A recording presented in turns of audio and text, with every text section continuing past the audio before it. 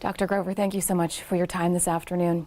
We're talking about enrollment numbers that came out. Enrollment for the district down by 622 students. That does follow a trend that you guys have been expecting. Can you talk about what's behind those numbers?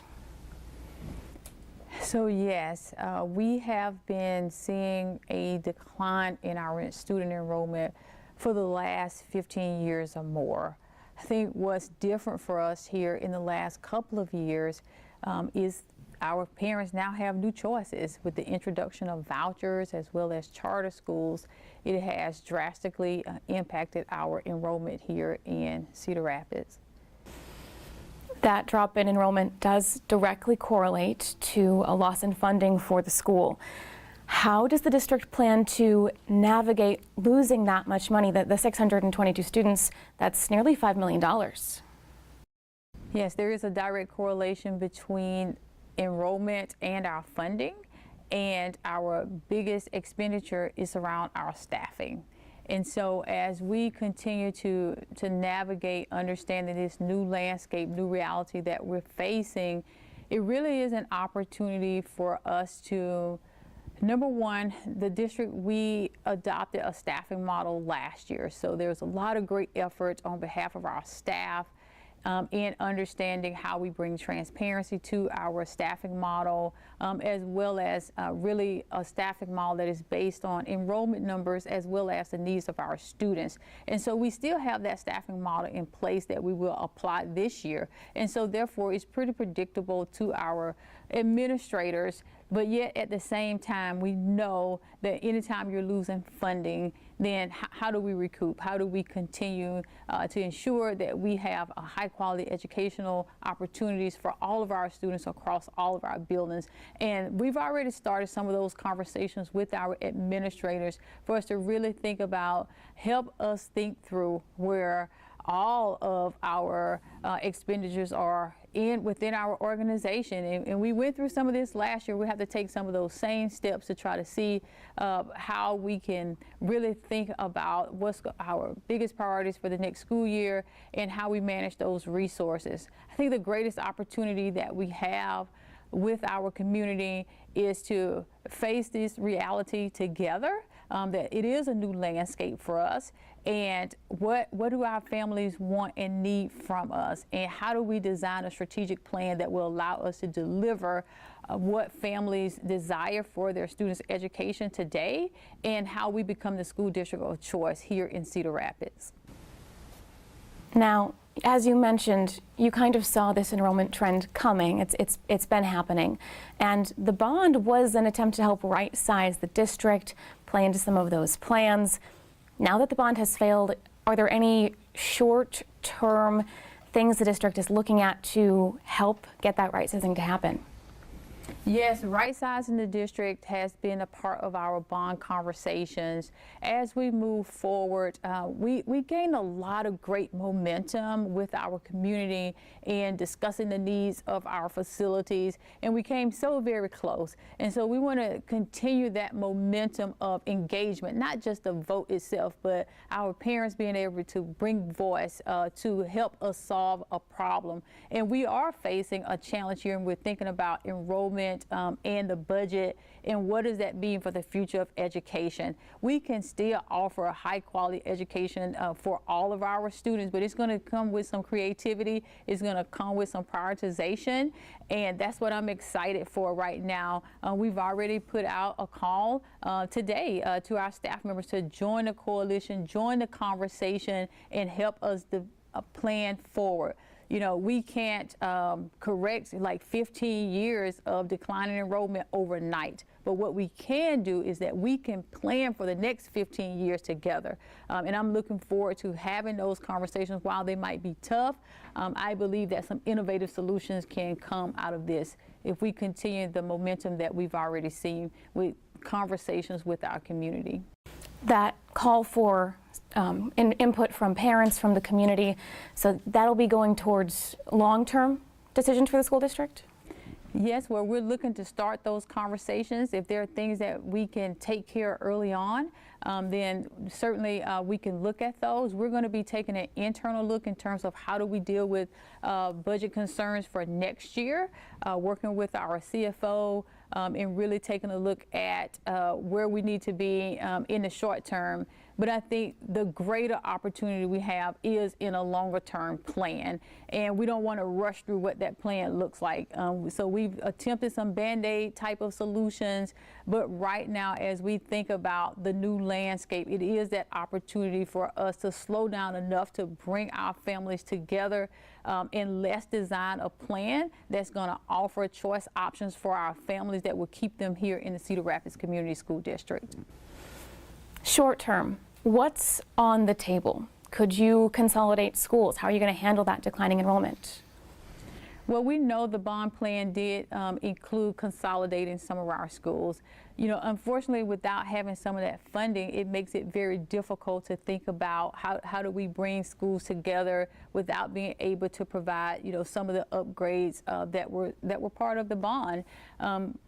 Right now, we've not made any decisions in terms of how we're going to move forward. We know the same challenges that we had going into the bond, that we still have those now, and we're also facing this level of decline.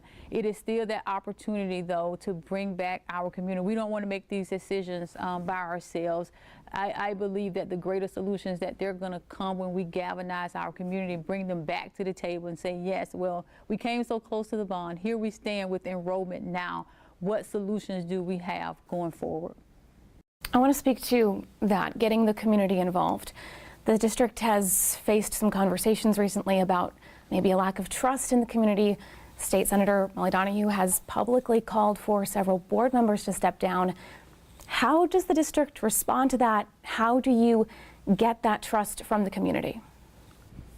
Well, open up the conversation in regards to trust and transparency. I believe as a school district that we've made great strides in terms of inviting our community. Let's take the bond, for example. That was a community-built plan.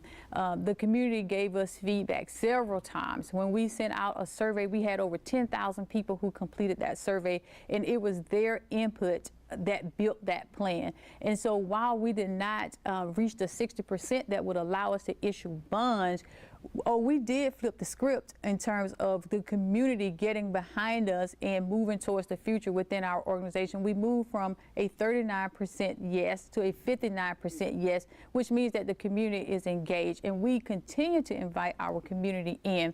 And we're looking forward to understanding more about what does trust and transparency look like. I believe that as we move forward with our new board and thinking about some very specific strategies in terms of what that may look like, I believe sharing more of the challenges that we're facing, as well as more of the why, inviting a broader base of people to the conversation beyond just a committee or a task force. I think that is going to be incredible. Like when we put out a call to action, saying who wants to join the conversation, I think that alone, it opens it up.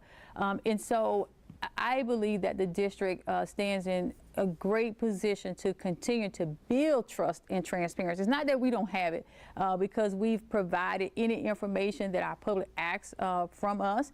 We've done that. But I do believe that we're in a modern era of how we govern and how we manage an operation may be different from what years past. I don't think anyone has done anything wrong in that regard. I believe that there have been certain structures that maybe worked for us at one time, and we need new structures now. We need new structures that actually opens up the doors and invite more people to the table, and you've seen us do that. I also believe that as a leader, there's always an opportunity to be reflective and to hear from your constituencies, and we've done that time and time again. We've been reflective perspective, we've listened, we've adjusted. And now as we lay out our enrollment challenges, here again, we invite the community to come in to partner with us, and let's build a strategic plan that will allow us to produce strategies and opportunities for our students, to give our students a chance to have the best education possible right here in Cedar Rapids. You mentioned wanting to make sure people understand the challenges the district is facing. Is there any specific instances or examples you'd like parents, the community, to be aware of? What are you guys dealing with? Well, we're talking about enrollment right now. We're talking about parents now have an opportunity to choose where they send their children, now more than ever. And I believe that opportunity is for us to take a hard look at our program offerings and what families want. For example, we've heard from our families that they'd like to see more music options for their students in elementary schools. And I learned that music went away in certain ways. Back in 1998, we removed elementary band. That's been a long time since that's happened, but our parents are expressing that desire for their students now. And we've built a committee that's coming in to help us to rethink some of those things. And I think we want to learn more. And so you'll see from us an enrollment campaign coming forward that will allow us to, and hopefully our parents will give us some feedback in terms of what matters to them. And we've also heard concerns in regards to behaviors within the schools and how we address those. The district invested $3.5 million in behavior supports. We're already seeing a reduction in aggressions in our school buildings. Also, we're seeing a lot of areas where our teachers are gaining additional support. While we're not there yet, there are still areas to improve. And also, our teachers, they asked us for very specific consequences and supports for our students, and we were able to produce that with our discipline matrix this year. And so those are some examples of how we're continuing to partner with our staff members as well as our community to meet their needs. You've mentioned that the future's a little wide open right now. Do you know yet if you will go for another bond? Yeah, I think those are all the conversations that we're having. Again, while we came so close, the momentum was so strong, and we've been receiving a lot of feedback for people that were part of that effort. They want to continue that effort, and over the next couple of months, we're going to be engaging with our community to really lay out our next steps, and we will continue to make sure we bring updates to our community in the art of trust and transparency as well. We know that people are very anxious. They want to know the next steps, but I think it's a good opportunity for us to develop those next steps with our community. So next steps for us, what do they look like?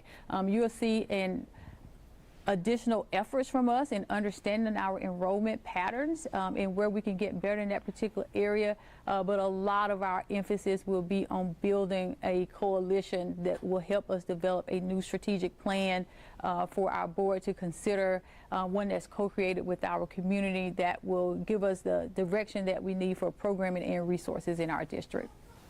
Is there anything else you'd like to share with parents in the community? Well, I want to thank our families for their continued engagement within our organization. I believe that as we look towards the future, by coming together and sharing your desires for your students, your aspirations, that we can build something special. We are still the largest school district within our area, so we still serve the vast majority of students here in the Cedar Rapids area, and we want to make sure that our families know that they have a place here in Cedar Rapids, and let's build the future together. Dr. Grover, thank you for your time. Thank you. That was our exclusive interview today with Superintendent Tawana Grover with the Cedar Rapids Community School District. We will have that full interview on our website and on the KCRG app for anyone who'd like to rewatch. We also have a full transcript of that interview available right now on our website, along with some more context behind the Cedar Rapids School District enrollment trends and the failed bond vote. Thank you so much for joining us here for this special edition of Ask 9. As always, if you have any questions you'd like us to look into, please send us a message on Facebook or send us an email. Have a great evening.